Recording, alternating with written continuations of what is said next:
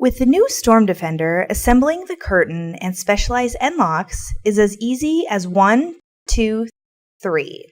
The specialized end locks used on the StormDefender are similar to our standard end locks, but they can be installed in the field without any special tools, rivets, or hardware.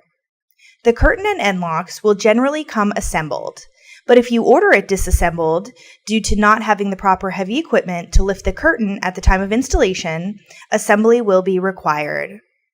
The curtain can be assembled a few slats at a time or one slat at a time. The slats are very heavy, so the method of assembly will be determined based on available equipment and personnel. Step 1. Install the specialized end lock at the end of the slat.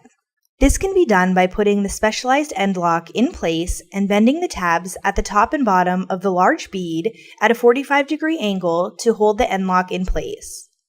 Step 2. Slide the curtain slats together.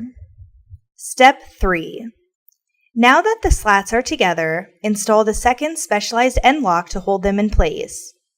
Again, that can be done by putting the specialized end lock in place and bending the tabs at the top and bottom of the large bead at a 45-degree angle to hold the end lock in place.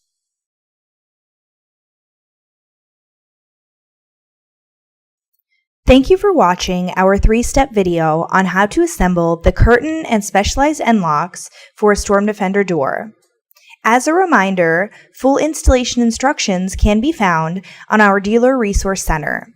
If you have any questions in the field, our support center can be reached at 1-800-233-8366, extension 4799.